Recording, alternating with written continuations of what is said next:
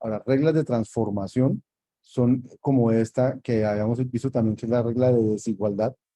La vimos cuando vimos el ejemplo de las ecuaciones entre los ecuaciones lineales entre ecuaciones polinomiales. Eh, y S era un polinomio y T era un polinomio y decíamos que S debía ser diferente de T y dijimos cuando yo vea eso voy a cambiar esta expresión para ir a una forma normal, acuérdense, cambio esta expresión por, digo que X es igual a S, esa es una restricción que no existía y que X ahora es diferente de T. Entonces ahora cambié una restricción por dos, pero ¿qué tienen de bueno estas restricciones nuevas? No, es que estoy más cerca de tener el CSP en una forma normal que como los tenía aquí.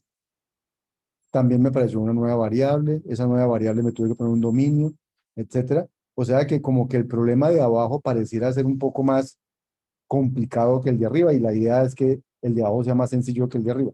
Pero realmente no es más complicado, tiene más restricciones, pero si uno mide la complicación por el número de restricciones, esto es más complicado, pero la complicación la tiene que medir por cuáles restricciones son más sencillas. Y resulta que estas restricciones son entre una variable y un término, entre una variable y un término, mientras que aquí tenía una restricción entre dos términos.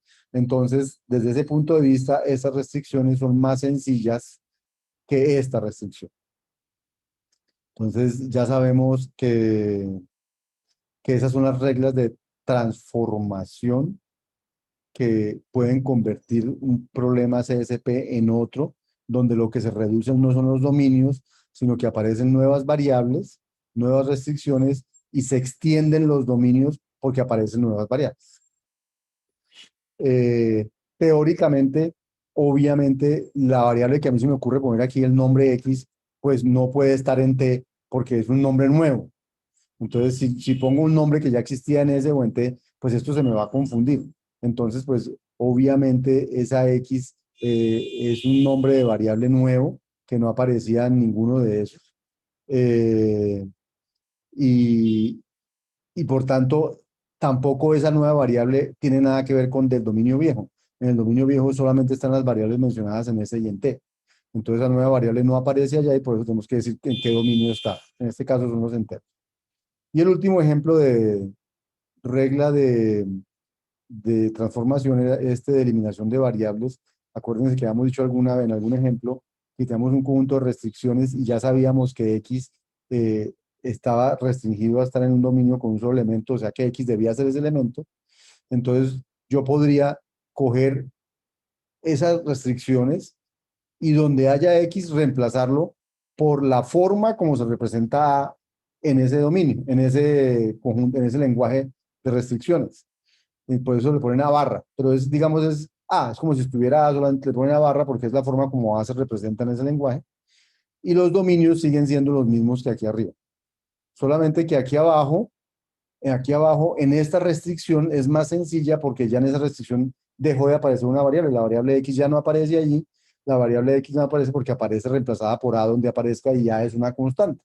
Entonces ya no aparece la variable X, luego es una restricción más sencilla que la original, pero que dice lo mismo que la original, en el sentido que en la original tenía que cumplirse y que X tenía que cumplirse con X igual a A. Entonces aquí abajo dice, pues tiene que cumplirse reemplazando X por A y ya no hablo de X en la restricción. Y eso es todo lo que hacemos. Un ejemplo de aplicación de esa regla, tengo la que decía que 3xy al cuadrado más 5xy menos 5yz menor o igual que 6. Yo sabía que x estaba entre 0 y 10, entre 0 y 100, z entre 0 y 100 y y era igual a 2. Entonces yo puedo reemplazar y por 2 en esta expresión y cuando reemplazo y por 2 en esta expresión me va a quedar aquí 4 por 3, 12x, me va a quedar aquí 5 por 2, 10x, y esas 12x y 10x me van a dar 22x, y aquí me va a quedar 5 por 2 menos 10z, menor o igual que 6. Entonces lo reemplacé. Aquí, en este lenguaje en el que escribo las restricciones, los números existen, entonces esto que sería 2 barritas es el mismo 2, ¿sí? Sino que puede haber lenguajes donde el lenguaje no me permita hablar de 2, pero me permita hablar de otra manera de decir 2 en ese lenguaje. Que no vale la pena ahorita enredarnos con eso.